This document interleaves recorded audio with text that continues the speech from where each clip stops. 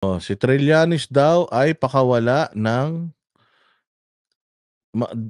Malacanang. That's according to PRD at ito nga ay idininay ni Bersamin. Ewan ko ba't si Bersamin ang nag-deny, bakit hindi si Bongbong? Hindi naman si Bersamin ang presidente ng Pilipinas. Sige, pakinggan natin 'to. Naniniwala si dating Pangulong Rodrigo Duterte na pakawala ng Malacanang. Naniniwala si dating Pangulong Rodrigo Duterte na pakawala ng Malacanang si dating Senador Antonio Trillanes. Buwalta naman ng palasyo, guni-guni lang daw yan ni Digong. Nasa frontline ng balitang yan, si Marian Enriquez. Itong si Trillanes, talagang Malacanang sponsored yan. Hindi gagalaw yan ng gano'n. Walang pera yan. Ito ang derechahang banat ni dating Pangulong Rodrigo Duterte laban kay dating Senador Antonio Trillanes. Kasunod yan ng pagsiwalat ni Trillanes sa paliwanag natin, bakit? Kayo, dito, bakit sa tingin nyo pakawala ng Malacanang si Trillanes? Bakit?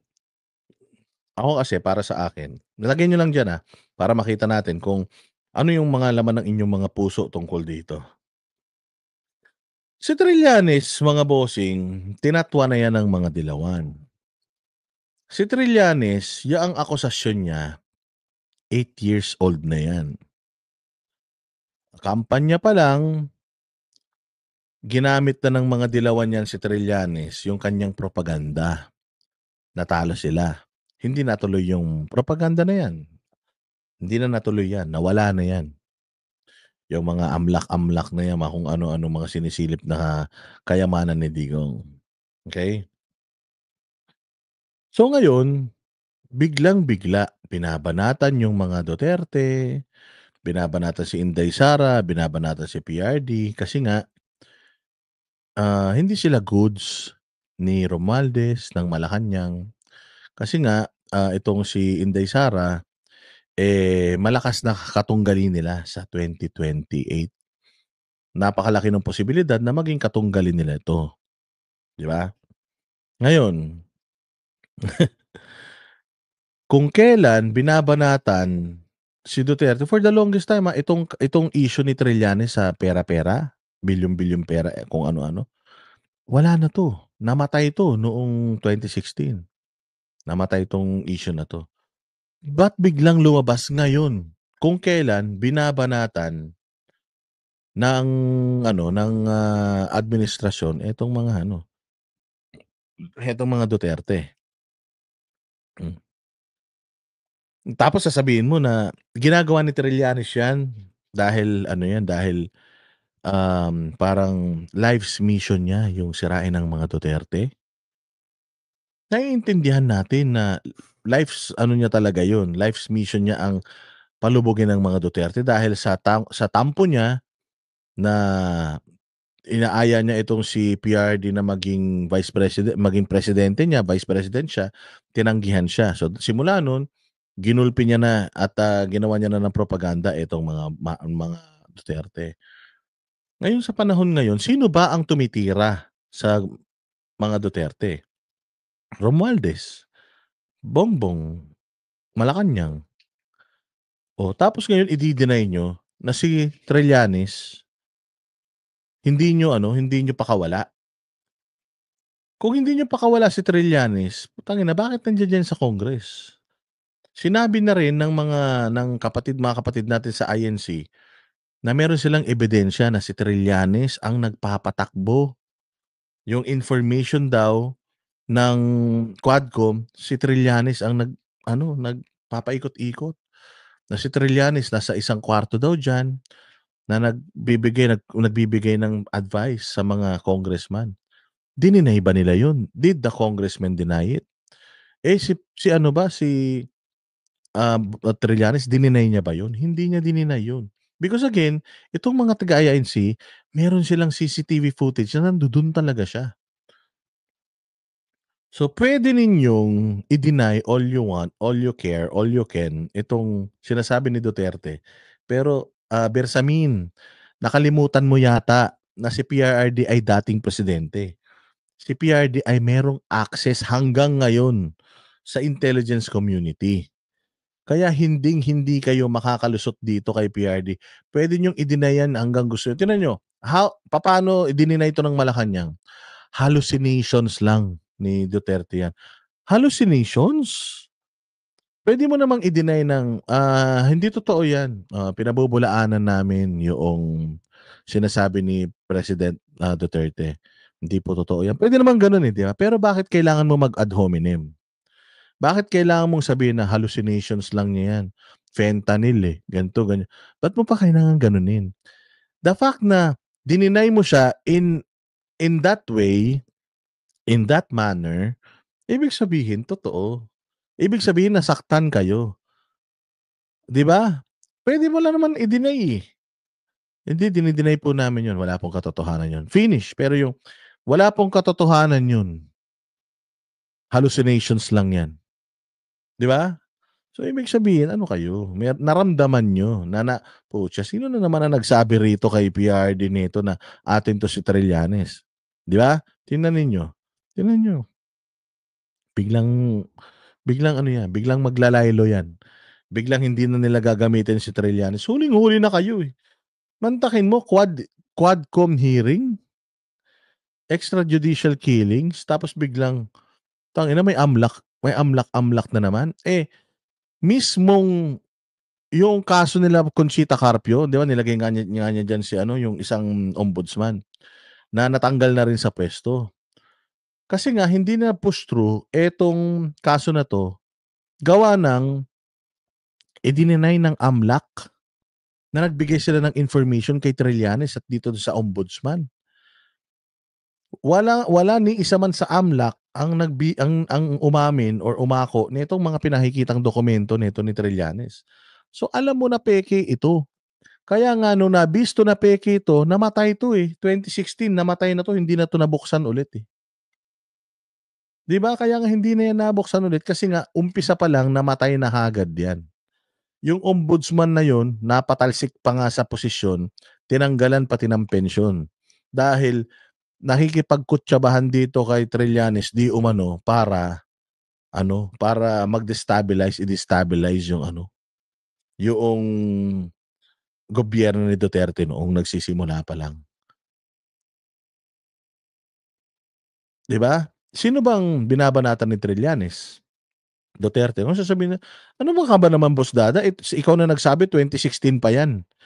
Yung kaso ni yung issue ni Trillanes sa mga Duterte, paano mo naman sasabihin na tao siya ng mga Marcos? 2016 pa lang, wala pa naman Marcos, binabanatan na. Ayun na nga, namatay yung issue na yan. Tapos ngayon, binuksan ulit, binuhay ulit, pinaiingay ulit.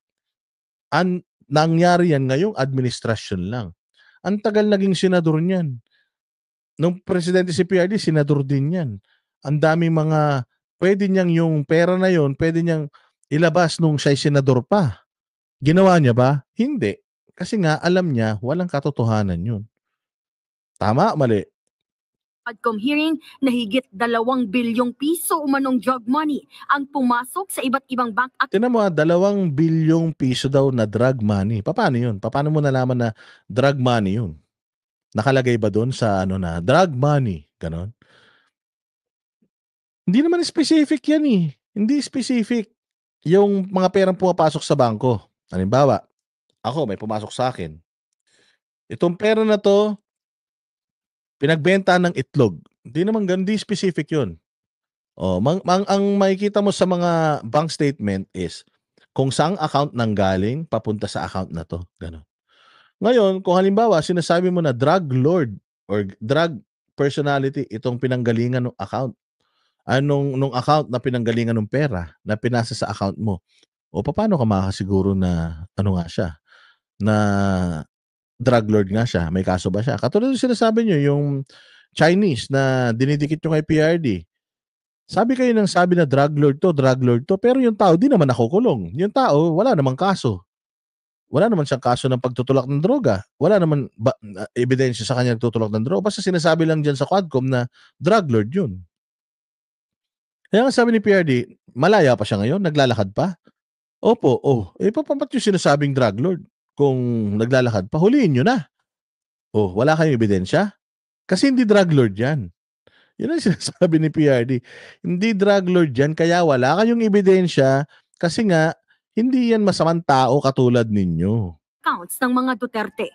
Balak na raw ni Digong nakasuhan ng libel si Trillanes dahil sa mga paratang nito. Pero kumbinsido ang dating Pangulo kung bakit sila pinupunteriya ni Trillanes. Tataka ako bakit ang Malacanang na ginagawa naman na wala naman kaming kasalanan sa kanila, hindi naman ako nag-atake kay Presidente. Pero alam ko na Katulad nun, sabi nga dito, wrong spelling pa. Hindi pa pwede yun. Kaya hindi ko maintindihan dito sa Congress bakit nila ini-entertain itong ganitong klase ng mga resource person eh. Basura. Sabagay, basura rin naman yung hearing na yan. So, doon sila magsama-sama. si Trillanes nagtrabaho kay President Marcos. Sagot naman ng palasyo, Ano? Ganun na lang. Ano? Alam mo, mahirap pumatol na sa ganyan. Hallucination na yan. Hindi. Madali lang mag-deny, sir. Bakit ganyan ka sumagot? Guilty kayo kaya ganyan kayo sumagot. Ano? Ano? Mga ganun-ganun ka pa, Bersamin. Ang daling sagutin, no? Courtesy, di ba? Ang daling sagutin as a courtesy. Dating presidente yan eh. Tangina, Bersamin, di ka naman naging presidente. Feeling presidente ka lang naman ngayon eh. Di ba? Feeling presidente ka lang naman ngayon. Feeling mo, ikaw ang presidente ng Pilipinas. Baka asta ka, ano? Ano? Tingnan mo yung ano mo, tao mo. Magbibigay lang ng maikling statement kung sa pinag-usapan nila ni ano, pautal-utal. Yun yan, bata-bata pa, ganyan na. Pwede mong i-deny. It's not true. We have no business with Antonio Trillanes. Wala kaming ano dyan. Wala kaming business with him. So, kung ano man yung problema nila with Trillanes, ayusin nila yun. Wag na nila kami idamay. Ganun lang. Pero yung hallucination lang yan. Style mo bulok. Darating ka rin, Bersamin, sa edad kung saan magiging mahina ka din. Karma is digital. Wait mo lang. hindi rin naniniwala ang ilang miyembro Kasi pinagtatawanan nila yung yung pagsagot ni PRD, yung demeanor ni PRD sa hearing. 79 years old na yung tao. Darating din kayo lahat. Kayong lahat na mga nagtatawa kay PRD, darating din kayo lahat dun sa edad na hindi nyo kahit na anong lakas ng isip ninyo, hindi na kaya ng katawan ninyo.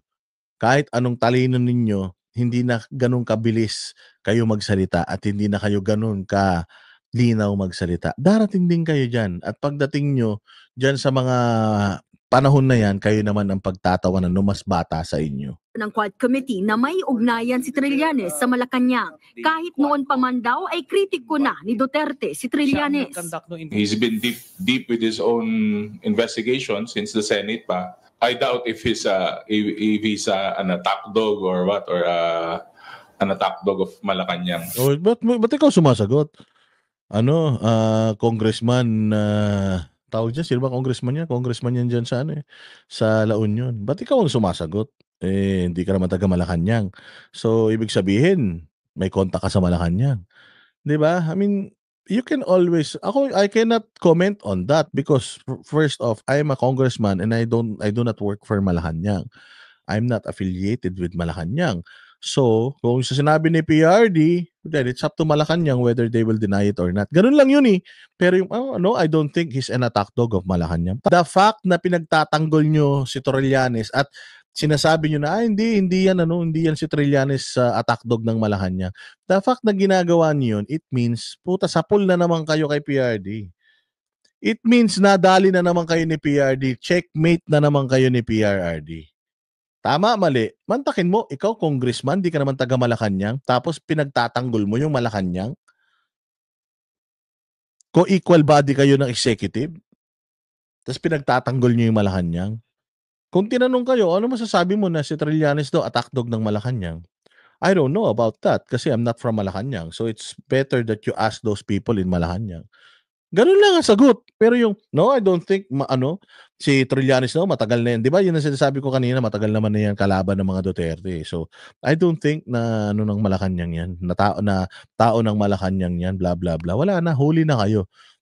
The fact na kayo ay na dinipensahan nyo na naman yung Malacanang, it means na yung intel ni PRRD is accurate. Naniniwala naman si Congressman Pantaleon Alvarez na pamumulitika lang ang ginagawa ng Kamara sa dating Pangulo. Tingin pa nga ni Alvarez, pwedeng tumakbo pa ulit sa pagka-presidente si Duterte sa 2028. Ayon daw kasi sa konstitusyon, nakaupong presidente lang ang bawal tumakbo for re-election. Hindi raw niyan sakop ang dating Pangulo na hindi naman incumbent. Sagot naman ng mga kongresista, Good luck po. God bless. nagbabalita mula sa Frontline, Morgan Enriquez. Di ba? Oh, ito mo naman. You know that they are threatened kapag ganyan. So, malay mo talaga, tumakbong magulat kayo, biglang tumakbo na presidente si PRD, nataranta na naman kayo. O baka mamaya niya magpa-hearing na naman kayo. Pero yes, God bless talaga. So thank you for wishing wishing PRRD the best, di ba? Ano lang yan, bawi-bawi lang yan. Itong mga congressman na binoboto lang ng mga ilan-ilan na 3 taon lang, na 3 taon lang na manunungkulan sa Pilipinas ay okay lang na makapagyabang kayo ngayon kasi nga syempre mga aso kayo ng Malacanang. So okay lang yan, darating din yung time na wala na yung boss nyo sa Malacanang at maghahanap na naman kayo ng mga tumbong na hihimurin ninyo. Naantayin natin yung pagkakataon na yan. Ano yan, it is going to be sweet.